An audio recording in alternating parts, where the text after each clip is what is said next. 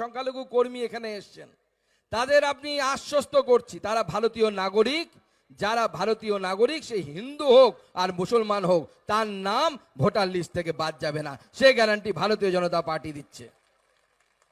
কিন্তু বাংলাদেশ থেকে যদি কোনো মুসলিম এখানে চলে আসে, তাহলে বলুন তো কিভাবে আমরা তাদেরকে এসআইআর এ রাখবো? রাখা উচিত কি? রাখা উচিত কি? তাদের নাম আমরা রাখবো না, কিন্তু যারা ভারতীয় মুসলমান তারা ভারতবর্ষে ছিলেন, আছেন, আগামী দিনেও থাকবেন। এটা নরেন্দ্র মোদীর গ্যারান্টি, ভারতীয় জনতা পার্টির গ্যারান্টি।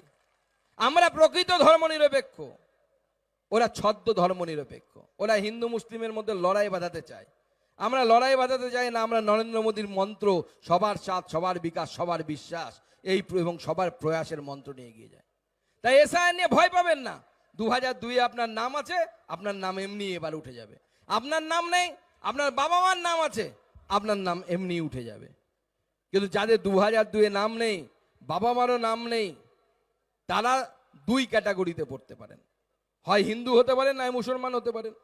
মুসলমান হলে বাংলাদেশ থেকে এসেছেন, হিন্দু হলেও অনেকে বাংলাদেশ থেকে উদ্বাস্তু আসতে পারে। সেই উদ্বাস্তুদেরকে আমরা সিএ এর ব্যবস্থা করেছি।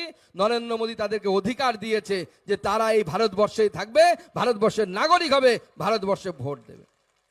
14 সালের পরে যারা এসছেন, অর্থাৎ সিএ টাইমের পরে, তাদের জন্য আমাদের আইনে ফরেনার্স অ্যাক্ট বলে একটা আইন আছে, কিছুদিন আগে নরেন্দ্র মোদী তাতে পরিবর্তন করেছে এবং নরেন্দ্র মোদী বলে দিয়েছে যে 24 সালের 31শে ডিসেম্বর পর্যন্ত বাংলাদেশ থেকে যদি কেউ পাসপোর্ট নিয়েও আসে, কোনো হিন্দু, বৌদ্ধ, জৈন, অর্থাৎ ও দেশের সংখ্যালঘু যারা, তারা ভারতবর্ষেই থাকবে।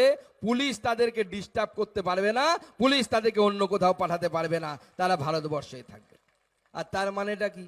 আপনি যদি পাসপোর্ট নিয়ে 2024 সালের আগে আসেন, আর 24 সালের সিএ 14 অবধি আছে, 24-এ নাই, তাহলে আপনাদের কি হবে? আজ না হয় কাল আপনাদেরকে নাগরিকত্ব দেয়া হবে। যে পদ্ধতিতে তখন নিয়ম হবে, সেই পদ্ধতিতেই আপনাদেরকে নাগরিকত্ব দেওয়ার কাজ নরেন্দ্র মোদীর সরকার করবে।